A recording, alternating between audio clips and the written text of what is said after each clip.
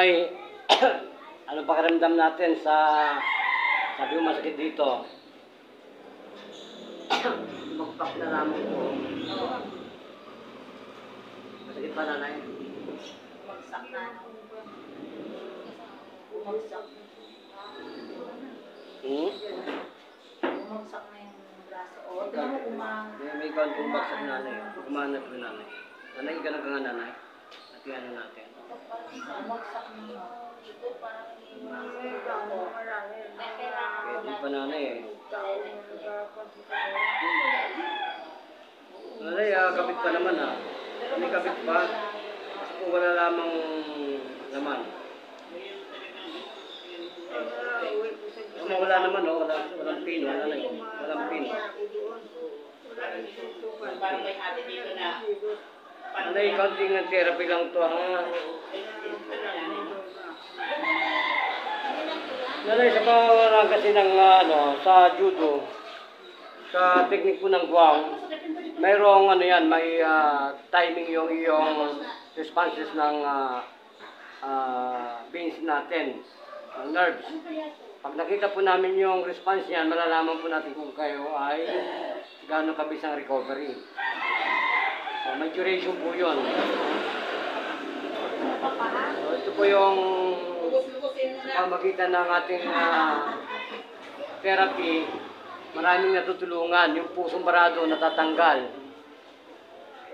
Yun ang unang iti-therapy mo, yung obstruction ng puso, hindi yung aerobics muna. Kailangan yung internal organ, puso at saka yung mindset. nag-shake dapat siya ng maluwag. So, pangatlo, yun na pong aerobics. Anay, gano'ng kasarap ng pakiramdam?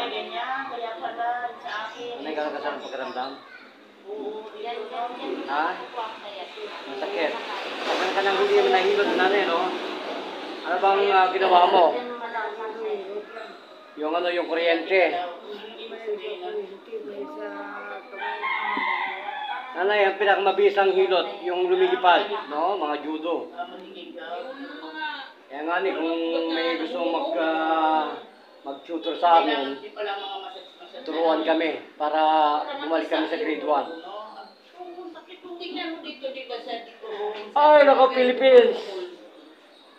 Ang dami ng mga may karamdaman, pusong parado. Pag ikaw ay nagkaroon ng heart attack dyan sa labas, hindi kahit na sinong general pa ng kami, hindi tayo mangialam yun. May protocol dun eh. Bawal mangialam. Kaya nagtuturo kami. Sa Iglesia ni Cristo, ang dami namin tinuruan. Pag may inatake sa kapilya nila, sinasampal lang nila. Pero hindi muna nanay lumalabas yun. Pinababayaan muna nila yung mga squad ng iglesia na mag-intervene. Pagkatapos, pag talagang wala nang magawa, saka pa lamang sila gumagawa ng paraan. May hihipuin lang sila ugat sa katawan, babangon yun. Yun ang aming protocol. Huwag muna kayong mag-volunteer. Hayaan muna ninyong may dumating na ibang rescue. Pag wala talaga, pitikin na ninyo, kawawa naman.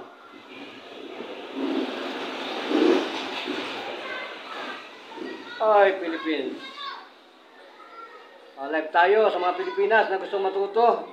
Abay, tawag po kayo. Baka isang araw, tumanda na po tayo, makatulong ka. Anay, gano'n ka sarap ng beauty mo? Parang patulog ka na eh. Kita na nanay, grabe oh. Idarang mo pala ang mama ko ha.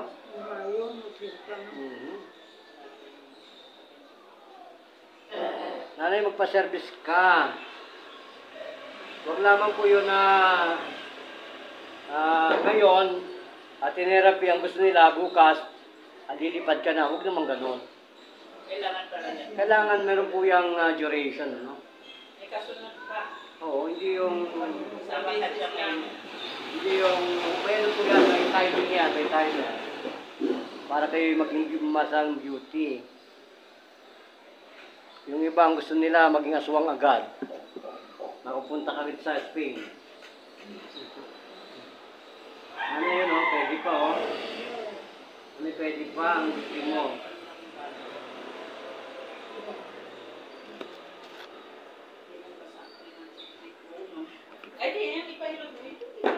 Ang isang pagkakamali kasi si sister ng mga na-stroke, ayaw nila ng araw-araw. Yun lang ang pagkain yun, baka na mabugbog. Walang bugbog yan. Depende sa technique, no? Kasi ang ginagawa ng ibang pamilya, kung ano ang theory ng Western medicine, ipa-adapt sa amin. Sabi ko, wala. Hindi ka gagaling. Kung gusto nila, kung ano sinasabi ng doktor nila, yun ang gagawin namin. Mali. Kaya magsawa muna kayo sa doktor natin. Tapos, pumunta kayo sa amin pagsuko na kayo. Paano lalakad yun? Ang instruction pa rin Western. Ano yun?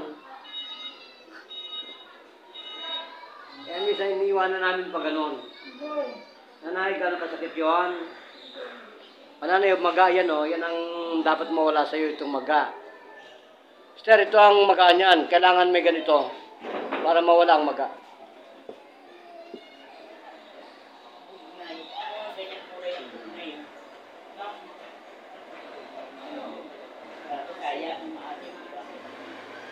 Nanay, lalagyan mo na ng yelo, ha?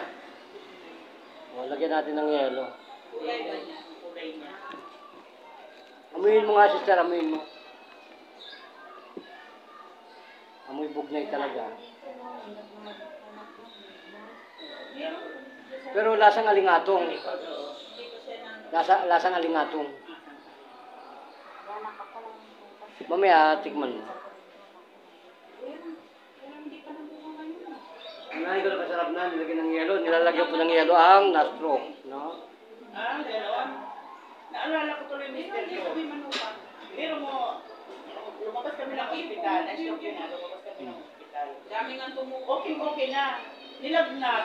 Nung okay na siya ha, inuwi na naman sabay kasi sabi ng doktor, pwede na isang nilabas. Kasi inano na sa hospital eh. Nung umuwi kami dito, nilagnat siya. Hindi wala ako. Yung anak ko, nagpalagay siya ng yelo. Sabi niya, lagyan mo ako ng yelo. Sabi ako ng yelo kasi,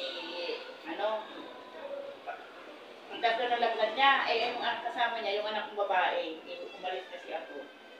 Nung pagdating, Nanay, gano'n kasarap na? Bakit, na-paralyze na, nung naglagay ng yelo, nung nagpahapos ng yelo sa anak ko, yung pistawi lang, nagpalagay Dapat kasi po, sa lagnat niya. Dapat po may may bulletproof na ilalagay mo na, may ganit muna. Ay, ganon. Kasi po, gagapang sa utak mo yun. Bago Kailangan po, papayaran po ninyo kahit na picassent oil o ito. No? maglagay ng yelo. Saan po pinahid? Sa ulo, tsaka sa mga kamay. Kailangan po may direkta. Oo.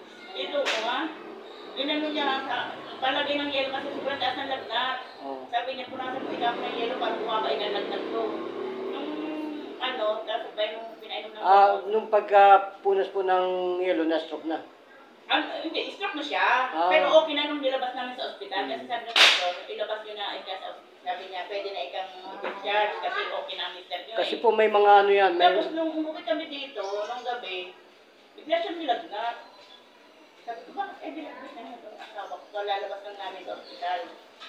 Isa na sa kita ko. Sa isipin, Biyernes Santo pa naman. Sabi nung sabi ko, sige po, kasarap na. sa ospital. Ha? Tapos nung umalis ako, Ito. sabi ng anak sa anak ko, pagkasan mo ay ako ng yelo kasi para bumaba ang lagnat ko. Kung pagkasan ng yelo, hindi na siya makagalaw. Ang kaliwang kamay niya ay ganito lang kalahati niya, hindi na may ano niya. Hinahaplasan ng yelo. Ha? Na ano siguro, parang panibagong stroke niya lang. Pinasok ang lamig. Ang alam ko, pinasok ng lamig yun. Kasi po, sa base sa sa mediko, may mga ganyang senaryo po na kapag ang physical body mo ay hindi acquainted sa lamig, yan ay thyroid mo eh. Pag hindi ka walang stamina ang katawan mo sa lamig, pwede ka ma-stroke. Pwede ka mag-comatose. Yung mister ko, Pwede po yun. Nasa libro yan eh. Pina-exercise na siya. Exercise na siya doon sa ospital. Sige, lakad-lakad na siya. Meron po niyang ganyan sa thyroid yun. Pahiram lang dito, nagkukulaps. Tapos nung Sa pag-uwi libro po yan namin, eh. nilagnat siya. Nagpapras lang ng yelo, di na siya makagalawin pa lahat ng katawan niya. Ngayon po, wala, matagal na. Nanay, gano'n kasarap na. Namatay na yun. Pasalamat ka na sa aming programa, nanay. Nanay, gano'n kasarap? Ha? Ito, sabi mo masakit. Saan? Ha? Pero kung ganyan mo, hindi man. Oo. Oh, gano'n kasarap na ngayon? Gano'n kasarap na? 80 years old na nanay kayo, no? So, kayo po pala ang nanay ni Chairman Joby. Kuinyo, ano? Dueño, mga Espanyol. Nanay, 80 years old. Ayan po ang nanay natin at naka-wheelchair. At nanay, kung tatawag kayo, may pagkakataon pa kayo makalakad. Marami pang pagkakataon. So, sa inyo po lahat, kailangan po natin ang mas maganda, the more na every day, the more is better. No? The more na every other day, the more is better. Better lahat po yan. No? Better lahat po yan. Hmm. Hmm?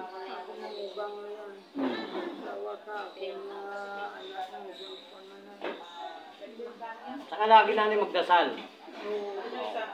Yan po, papasama tayo sa kay Chairman Joby Dueño at kay Chairman Sentino ay Kiko. Sir, bumati ka na sa programa. Guardians Radio. Yan po ang ni Supremo. Guardians, mga hindi maglalasing. Gracias.